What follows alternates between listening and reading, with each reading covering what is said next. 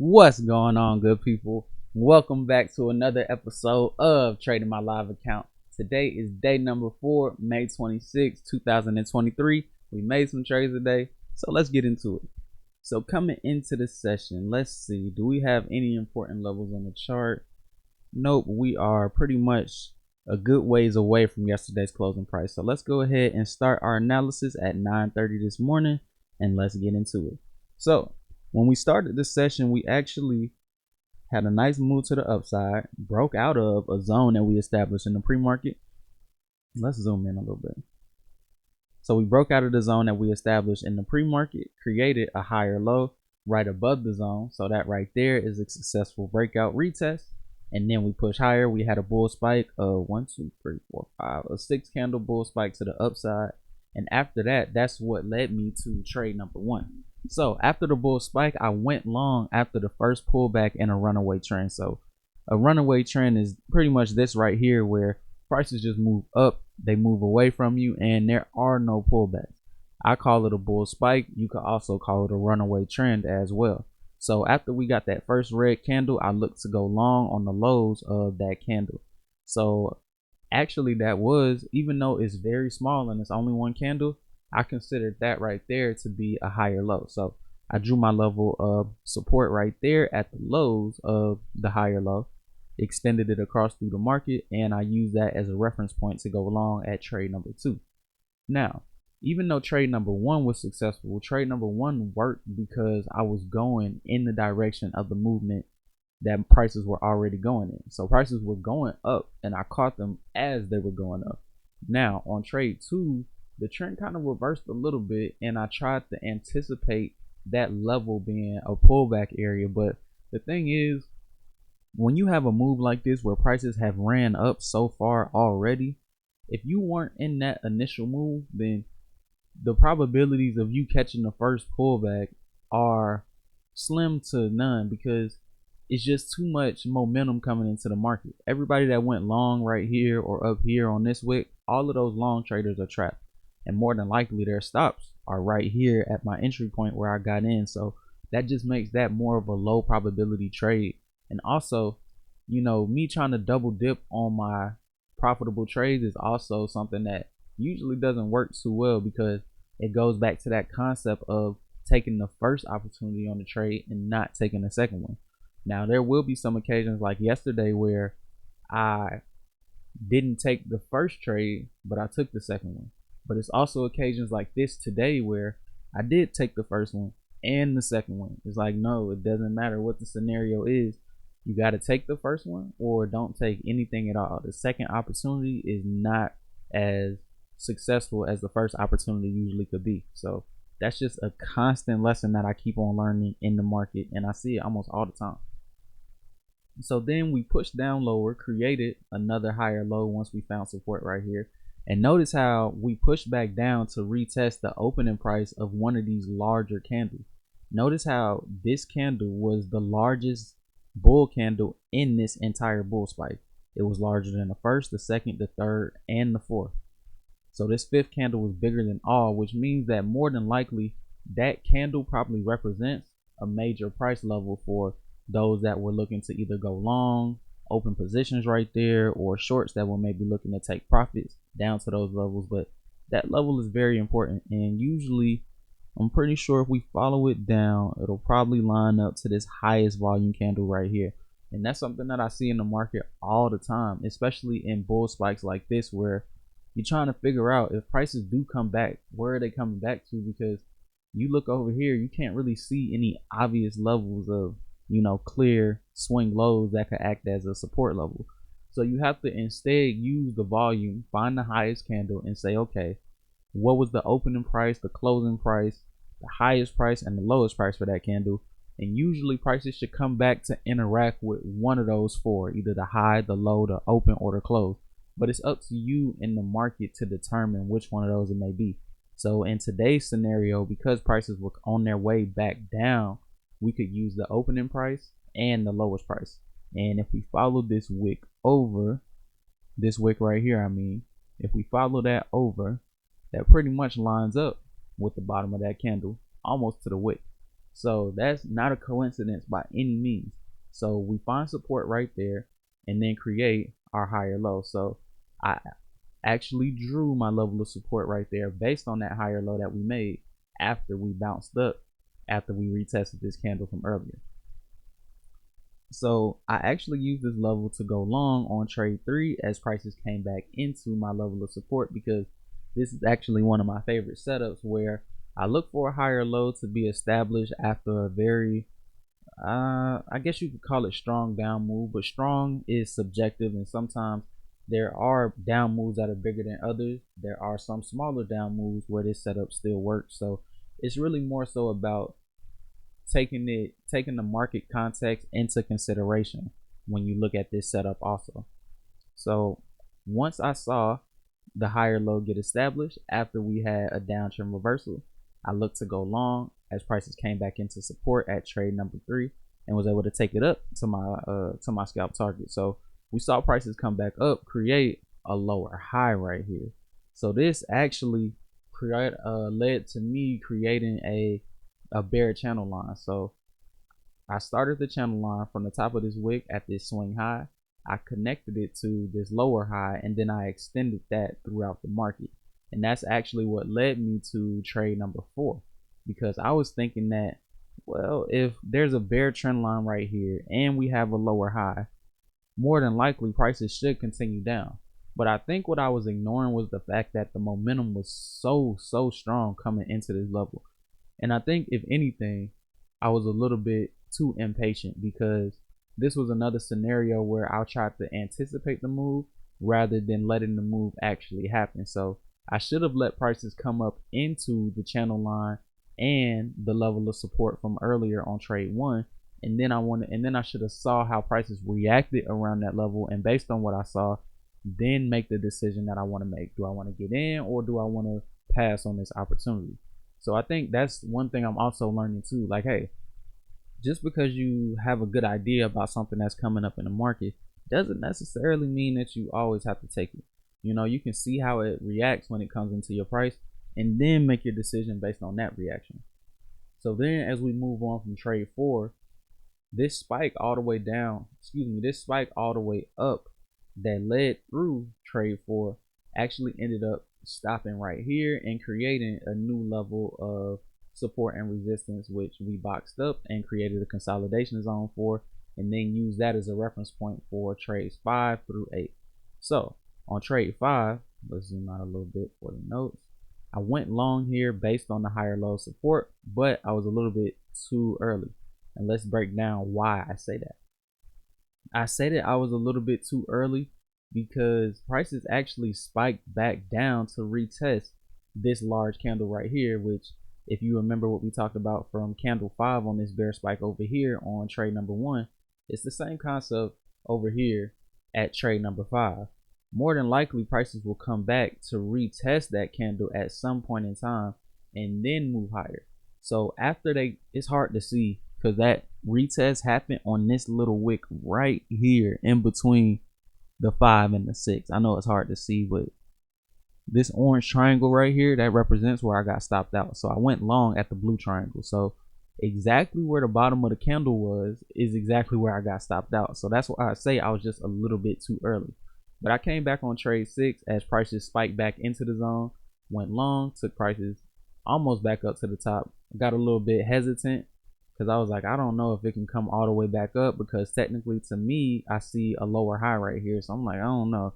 Let me just take the profit that I can get, because I learned from yesterday that if you have 10, 20, 50, 10, 12, 15 points, and you don't feel like it's going to hit your scalp target of 21 points, man, just go ahead and take the profits, take the trade.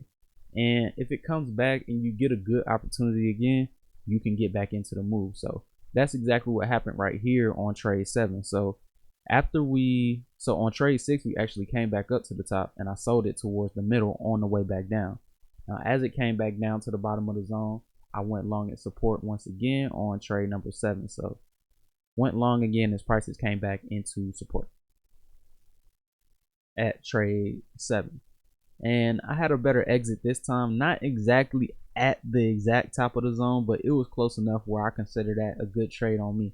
If I want to trade a zone, that's pretty much exactly how I want to do it, like I did on trade 7. Go long at support at the bottom of the zone and then just take it back up to the top and sell when it gets back up to resistance, and then I'm done with it. So then that leads me to trade number 8. So I went long after a successful breakout, but my break even stop got hit. And sometimes it's just like that with some of your better entries. I have a very tight stop loss as well as a very tight break even trigger. So more often than not, sometimes my break even does get hit, but I just think that that's part of my trading plan that I've accepted. My break even stop, even though sometimes it'll prevent me from catching big moves like trade 8, a lot more times, more often than not, it'll protect me from taking bigger losses. So it's more so of a trade-off. Like, hey, this break even trigger is gonna help you, avoid bigger losses, but it's also from time to time gonna help keep you out of big trades to the upside or to the downside, whichever one it may be.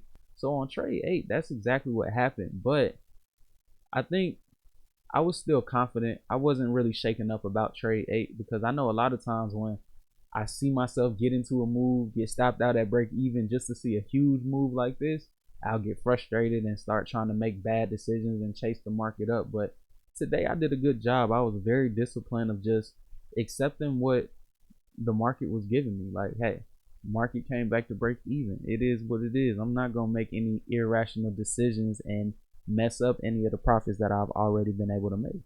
So I think I did a good job right there. And let's actually talk about the breakout, because anytime you have a successful breakout, it usually comes from you having a higher low that gets established on top of the zone. So in this scenario, actually the up move started from this last swing low at trade 7 at the bottom of the zone at support. So we move up through the zone, break out, come back, create a higher low right here. And then once you see the higher low, that's when you can go long. Now, a lot of times when you have a zone, sometimes prices will spike up with a large green candle, but even though they broke out of the zone, they never created a higher low above the zone. So if they don't create a higher low, they have a much higher probability of coming back into the zone and then probably eventually coming back down to test the bottom of support. So that's what I've been learning about successful breakouts and false breakouts and the difference between them. And I'm trying to learn more, so when I do, best believe I'll be back on here and letting you guys know what I've learned. So as we move on, we come up to trade 9. So let's zoom out and check the notes. So I went long here using the same method that I used on trade 1. So pretty much we had a very strong uptrend to the upside, pretty much a runaway trend, and I looked to get in on the first pullback opportunity. So that's exactly the same thing that happened at trade 9. We had a large runaway, not as strong of a runaway trend as it was from trade 1. These were all green candles, all to the upside, and all had very large widths, well, very large ranges.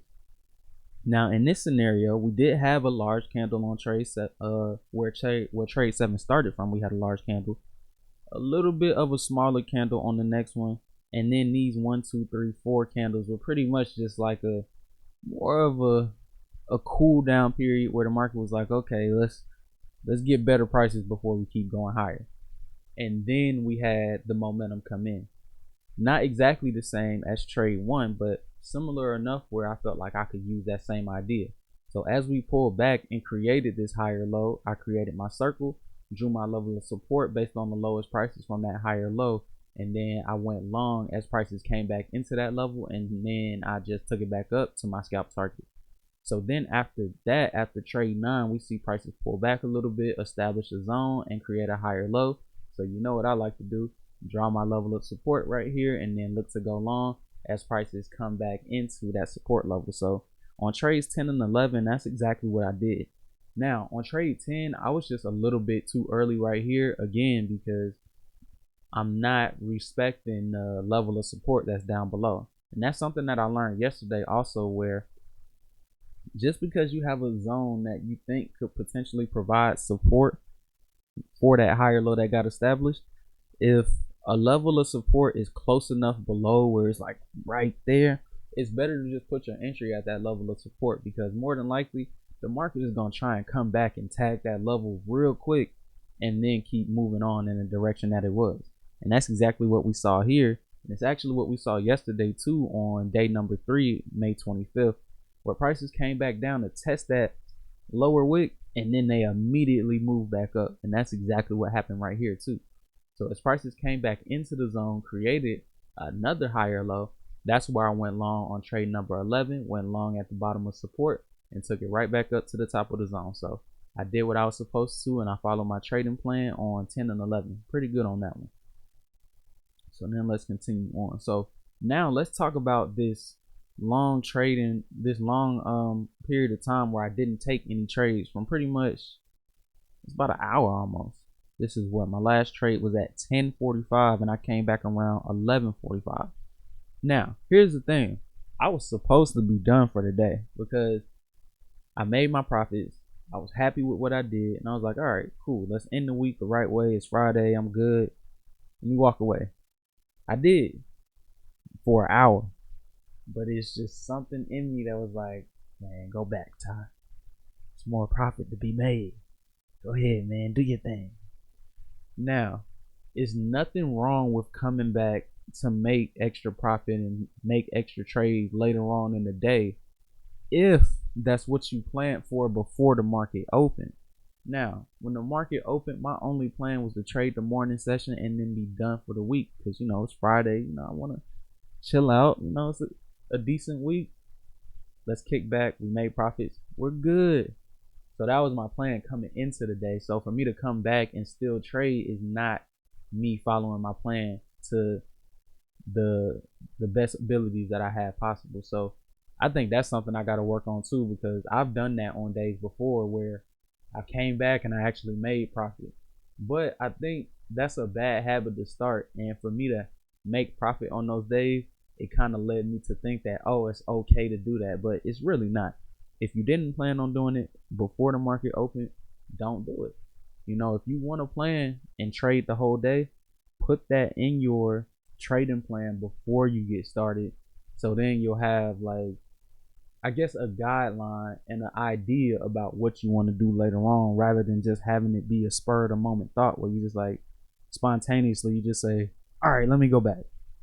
So I think that is just an important lesson to learn, because it'll prevent me from taking unnecessary losses, because I think it's more so of a focus type of thing. If I plan it out and say, okay, I'm gonna trade the whole day, then I have a much better ability to be focused throughout the whole day, because I know what I'm expecting. But if I trade the morning session and then in my mind I tell myself I'm done, well, really that's me mentally clocking out. And it takes a lot of focus to make good trades. And when I come back for the afternoon session, because I'm already mentally clocked out, I'm not really as focused as I should be, and that'll lead to me not making the best decisions, which will probably lead to bad trades and will lead to losses, which is not what I want. So that's what I learned right there. But let's go ahead and break down these trades anyway, because since I did come in trade, it's like, hey, you're still responsible for the decisions that you made, whether or not you planned on it or not. So let's talk about trade number 12. So I went long at support of the zone and my break even stop got hit. So I saw the higher low get established. Of course, you know what I like to do, draw my level of support and then go long as they come back into it. So at trade 12, I got stopped out for break even. Sometimes it's just like that. I roll with the punches. I don't mind it. But the only thing is, if prices spike back through your entry price when you got stopped out at break even, I have to take that trade again. And when I don't feel as though I'm following my trading plan, because it's a lot of times in the market where you'll get stopped out at break even and see prices spike right back through your entry price and go to where you originally had your target. Now, for me, I got to get back in those moves, because I've seen it often enough where I can understand exactly what's happening, and if I miss it, I feel like I dropped the ball. So that's what went on at trade 12. I kind of missed that opportunity right there. So we came back up, found a successful breakout retest of the zone. I missed that opportunity because I just wasn't quite sure if the breakout was completely legit, because we came into the zone, pushed through it, wicked through it, closed below it for one candle and then moved out of it. So I was like, I don't know. But it made sense though, because if you look at it, we really just came back to retest what used to be a previous high before we broke past it. So that's typical market structure right there. So we came back up, created a double top. Now right here at 13, I attempted to go long right here, but like I just said, there was a double top above. And whenever there's a double top, no matter how appealing the long trade might be, it's just better to not get in long at that specific moment. You want to wait for that double top to show you what it really wants to do. Sometimes the double top would be a failure and it actually won't work. But sometimes it will work and be successful and lead to lower prices, lower lows, and lower highs, which is what happened right here today. But it was just a small minimal pullback in the overall uptrend. But because I trade with tight stops, any type of minor pullback will stop me out for the most part. So I need to make good entries, and that's really what my strategy comes down to: getting in at good prices and riding prices for, just quick little reactions here and there. So for me to go long after seeing a double top, it's just me being a little bit too impatient right there at that moment, because I was thinking like, hey, if this is a support level, then it has to hold up. But you don't just want to blindly trade the support level just because prices come back there. You also want to take into consideration everything that's going on in the market and use those to make decisions that'll really, benefit you rather than work against you. So if you see a double top, you really don't want to go long. So that brings us to trades 14 and 15. So I shorted here based off of a lower high, but I ignored the most recent higher low. And that's something that I've actually been learning a lot too. That is, if you see two conflicting signals in the market, you have to trade based on the one that happened most recently. So yes, even though we did have a double top right here, then we created a lower high right here at this next ellipse. When we came back down to the bottom of the zone, we wicked off of it and created a higher low right here. So for me to go short at the top of the zone, expecting for the downtrend to continue, it's just a low probability setup because we're coming off of a higher low. So yeah, even though all of this happened before, the most recent price action created was a higher low. So I got to trade based off of that. And I've actually learned that on plenty of days before where I'm like, I see two conflicting signals. Which one do I do? I've learned that the most recent is the most important. So that's what happened right there on trades 14 and 15. Now let's also talk about my executions right there, because they could have been better also. Now on trade 14, I was in profit for a little bit, enough to the point where my break even stop got triggered, and as prices came back into it, my break even stop loss got hit and activated. Now, anytime I have a break even trade, remember what I was telling you guys earlier. I said that if it spikes back through your entry price, then you get in. But if it doesn't spike back through your entry price, you do not take that same trade again. You always want to respect your break even trades, because for me, if the market moves so much that my break even stop got triggered and then it came back to hit my break even, that's telling me that whatever idea I had about that trade, I need to reconsider, because prices shouldn't have really come back that far and made it back to my break even. So let me take a step back, reevaluate what's going on, and then if I see prices spike back through, I'll take that trade. But if not, I'll stay out of it and not get back in it, because if it came back to my break even, that's the market trying to tell me something, and I'd rather much listen rather than ignore it, because ignoring it leads to losses like trade 15 right here, where I tried to double up on that same entry that I took at 14. That was just a break even loss, and that was literally like 1 minute away. So back to back within less than 90 seconds, I made that decision. So you got to respect your break even. That's one thing about my trading plan that is pretty much 100% crucial, 100% must have. You can't skip that, because that rule is there to protect me from taking much larger losses, or just taking losses that I really don't need to take. So then we see prices kind of create a zone on top of this previous level of support. And because they were creating that support level in that zone up there, I was like, you know what? let me go long right here at the level of support now that prices are back above it. But remember what I was telling you guys earlier about certain levels of support being close to each other.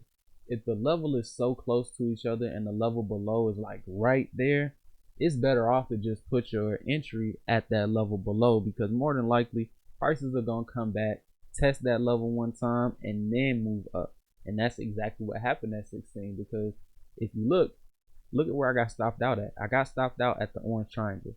My entry was the blue triangle. So I literally entered at the highest prices and got stopped out at the lowest price of the swing, and then see prices move my way. So anytime that happens, that means that, yeah, you were right about your trade idea, but your timing was off. And I think that's what the notes say. I went long at support. My idea was right, but my entry was way too early. So a lot of times when you have an idea about what you want to do in the market, you don't just want to jump head first into that trade. You want to make sure that you wait for your best possible prices. You want to wait for confirmation and then take the trade. So that was my last trade for the day, and I took some losses today again. So that's 2 days in a row where I had back-to-back losses. And today I was up. After trade 10 and 11, I was pretty good. I was decent. I was like, okay, finished the week off strong. But I came back and I stunk it up, messed it up. But I understand exactly where I went wrong, and I know exactly what I need to work on. I think my biggest focus right now is just discipline, because I understand very well everything that I need to do. My trading plan is written out clearly and concisely, and if I follow it, I have a very good chance of being successful. Like if we go back and look at some of our past trade reviews, man, when I follow my trading plan, like I can really just come in the market and just kill it, man. But as soon as I start to deviate from that trading plan, that's when things just all start rolling downhill. So I think I really need to focus on my discipline and not ever breaking that discipline, because a lot of these trades, I know that I'm making a bad decision, but I'm like, you know what? I just want to see what's going to happen. And that's just not the idea to have. For me to see what's going to happen, that's the idea I should have when I'm trading on demo or when I'm trading on the simulator and I'm back testing and I'm practicing, because then you can see what's going to happen and learn what happens without having any risk tied behind it. But when I'm trading my live account, it's like, hey, make the decisions that you know will work, and anything else, you just let it go. Even if you thought it was going to work and it did work and you didn't take it, if it wasn't in your trading plan, you made the right decision by not taking that trade. It's going to be 1,000 opportunities every day. You don't have to take all of them. You just have to take the ones that are tailor-made for your trading strategy. And that's what I've been learning so far. So that's what I'm focused on going into the weekend. I look to get a lot of work done this weekend, actually come back as a better trader on Monday, and do what I'm supposed to do, follow my trading plan, and have fun and make some profits. So I appreciate you guys for sticking with me this week. It's been a good week so far. I learned a lot, and I hope you guys did too.